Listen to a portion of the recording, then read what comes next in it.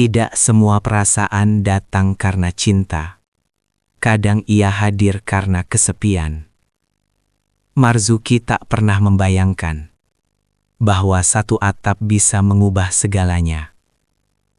Riana datang bukan sebagai pilihan, tapi sebagai keluarga yang kehilangan. Mereka berjanji menjaga batas. Namun malam hujan dan rumah yang sunyi membuat hati mulai lupa pada amanah. Ini bukan kisah tentang perselingkuhan, tapi tentang manusia yang kalah oleh perasaannya sendiri. Sebelum lanjut, kalian bisa absen di kolom komentar. Dari daerah mana kalian menonton video ini? Dukung kami dengan like dan subscribe. Inilah kisah selengkapnya.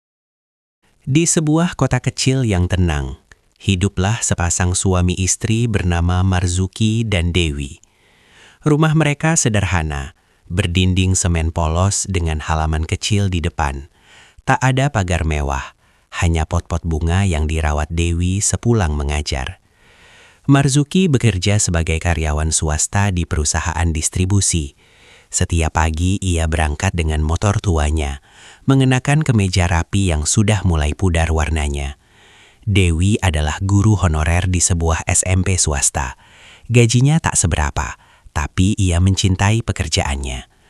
Malam hari adalah waktu yang paling berharga. Mereka selalu makan bersama, saling bercerita, lalu menutup hari dengan doa. Bagi mereka, hidup adalah suatu perjalanan seorang manusia yang harus dijalani dengan kesabaran dan penuh kehati-hatian. Mereka sudah cukup dan mensyukuri kehidupan dengan kesederhanaan. Tak banyak impian besar, cukup hidup tenang dan saling setia. Dewi memiliki seorang kakak perempuan bernama Riana. Sejak orang tua mereka meninggal, Riana lah yang paling banyak berkorban. Ia mengalah, menguatkan Dewi, bahkan membantu biaya sekolahnya. Pernikahan Riana kandas di usia muda. Ia tak dikaruniai anak. Sejak itu ia memilih tinggal sendiri di rumah peninggalan orang tua mereka, di bawah lereng perbukitan pinggiran kota. Riana telah terbiasa dengan kehidupan mandiri. Ia bangun pagi, membersihkan rumah, merawat diri, lalu menghabiskan hari dengan kesunyian yang telah ia jinakan. Akhir-akhir ini hujan turun hampir setiap hari. Tanah di perbukitan mungkin tak lagi kuat menahan beban, sehingga terjadilah bencana. Malam itu, longsor terjadi di lereng bukit tempat tinggal Riana. Tanah dan batu meluncur deras, menimbun rumah-rumah warga. Jeritan minta tolong bercampur suara hujan serta gemuruh petir dari kejauhan. Puluhan rumah tertimbun, belasan nyawa melayang. Namun Riana selamat. Saat kejadian ia sedang berada di kota. Ketika pulang ia mendapati rumahnya telah rata dengan tanah. Ia terduduk lesu di lumpur, menatap kosong puing-puing yang dahulu adalah hidupnya. Dewi dan Marzuki datang menjemput Riana malam itu juga. "Tinggal sama kami saja, Kak," ucap Dewi lirih. Dengan berat hati, Riana menerima tawaran adiknya karena tak memiliki tempat tinggal lagi. Hari-hari berikutnya, mereka hidup bertiga. Awalnya memang canggung, lalu terbiasa. Riana membantu pekerjaan rumah. Marzuki juga menjaga sikap, selalu menempatkan Riana sebagai kakaknya. Kini keluarga Marzuki bertambah hangat. 4 bulan berlalu, tetap hidup damai tanpa suatu masalah. Suatu siang, Dewi pulang dengan kabar mengejutkan. Ia mendapat beasiswa kursus 6 bulan di luar kota. Keputusan itu berat, tapi kesempatan itu terlalu berharga untuk dilewatkan. Saat keberangkatan Dewi, Marzuki memeluk istrinya saat ia berpamitan. "Aku titip ke Riana, Mas," ucap Dewi sambil menahan air matanya. Marzuki pun mengangguk. Seminggu telah berlalu tanpa keberadaan Dewi di rumah. Awalnya berjalan biasa, tidak ada perubahan di antara mereka. Karena Marzuki menganggap Riana sebagai kakaknya sendiri. Begitupun sebaliknya. Riana. Selesai sarapan pagi, Marzuki hendak berangkat kerja. Di ruang tengah ia melihat Riana baru saja keluar dari kamar mandi. Mengenakan daster pendek, celana legging ketat, serta handuk yang masih membalut rambut panjangnya yang baru ia keramas. Ia terlihat begitu cantik, menawan, dan sangat mempesona setiap laki-laki yang melihat kecantikan alaminya. Sore itu, hujan cukup deras, membuat pakaian Marzuki basah kuyup sepulang dari kerja. Riana melihat Marzuki basah kuyup, bergegas mengambil handuk, lalu memberikannya pada Marzuki. Jemari mereka tak sengaja bersentuhan, hanya sekejap, namun membuat jantung Marzuki berdegup tak karuhan. Ada sensasi hangat seperti ada aliran listrik halus yang merambat ke seluruh tubuhnya. Ia menelan ludah. Jemari Riana terasa halus sekaligus kokoh, tanda seorang wanita yang terbiasa bekerja keras, namun tetap menyimpan sisi anggun yang memikat. "Terima kasih, Kak," ucap Marzuki, seraya meninggalkan Riana menuju ke kamar mandi. Selepas makan malam, Riana dan Marzuki duduk di ruang tamu.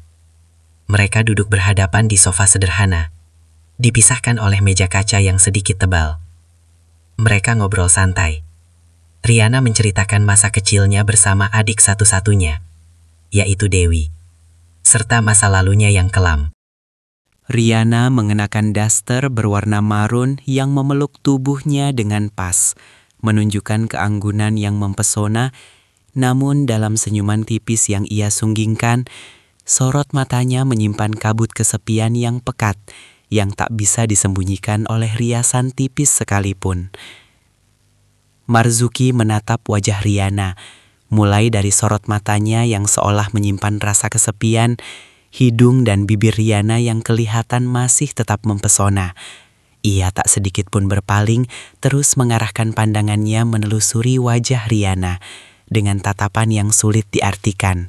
Ada kesedihan, kerinduan, dan sesuatu yang lain, membuat ia semakin gelisah. Ia mulai merasakan kehangatan yang menyenangkan, hangat seperti pelukan yang tak ingin ia lepaskan. Malam itu hujan turun kembali. Awalnya hanya rintik-rintik yang manja membasahi genteng atap rumah, namun tak sampai 10 menit, langit seolah merobek dirinya, menumpahkan semua air yang tertampung di awan kelabu.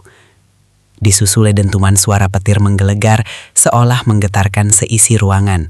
Sejenak obrolan terhenti, hanya terdengar suara hujan deras dari luar rumah. "Kak Riana, kakak kan udah lama hidup sendirian. Apa tidak kepikiran untuk menikah lagi?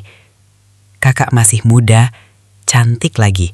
Pasti banyak laki-laki yang suka pada kakak," tanya Marzuki dengan suara gemetar memecah keheningan. Riana menahan napas sejenak. "Zuki, kamu mulai kesepian ya?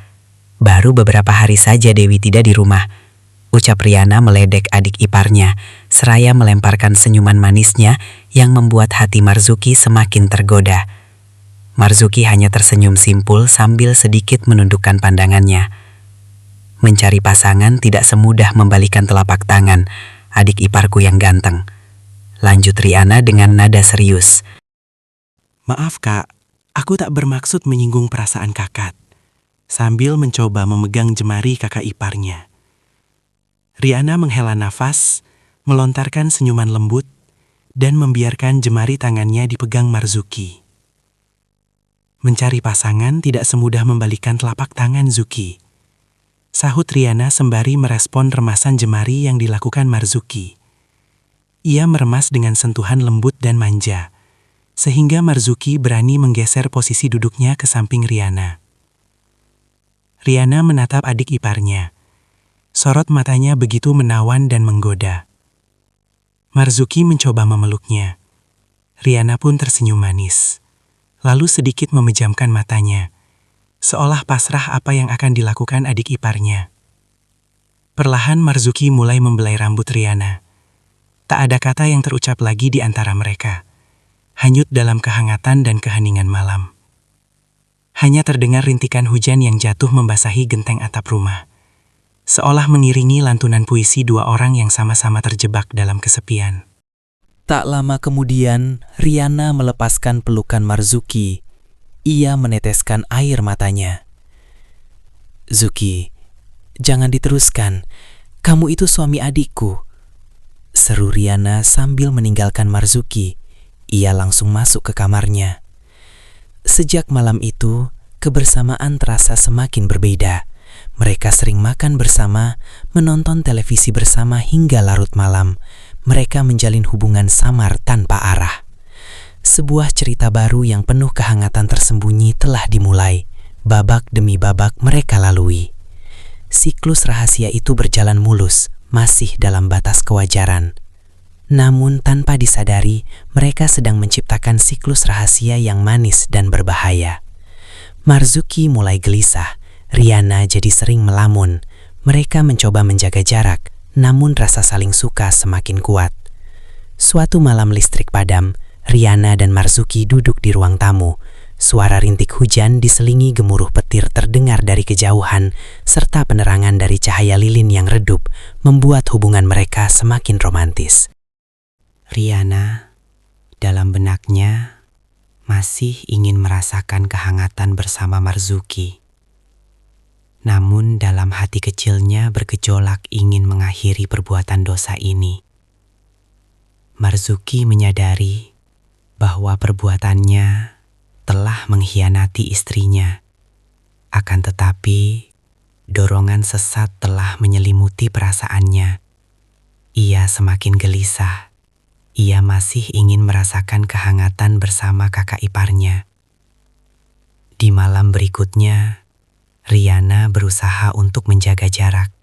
Ia berniat mengakhiri hubungan samar tanpa arah ini. Zuki, sebelum terlambat, kita akhiri saja rasa terlarang ini. Ucap Riana membuka pembicaraan memecah keheningan malam. Kita harus bisa melupakan semua ini. Ingat, jangan sampai keluarga ini berantakan, sambung Riana.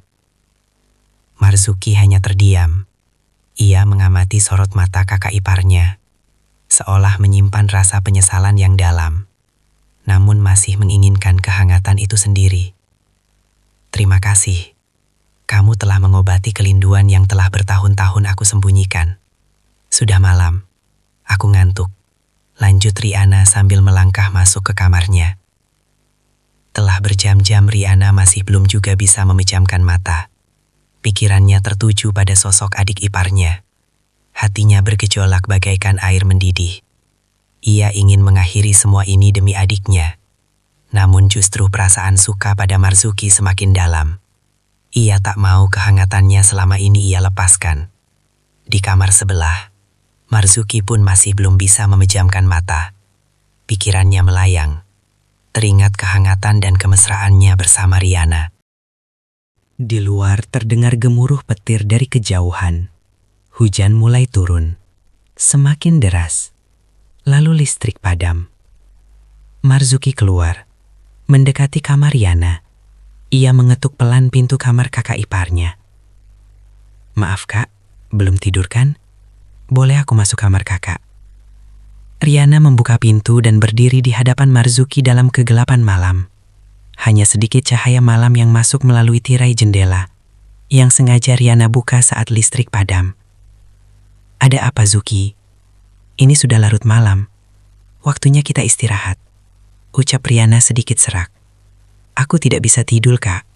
Boleh aku menemani kakak di sini? Please. Untuk malam ini saja kak. Ucap Marzuki dengan nada memelas. Tapi kamu harus jaga batas ya. Ucap Riana sambil memegang pundak Marzuki. Tak lama kemudian mereka berpelukan. Marzuki membelai rambut Riana yang terurai. Memberi kehangatan sewaktu malam terasa dingin dan panjang. Syarat dengan makna yang membuatnya merinding.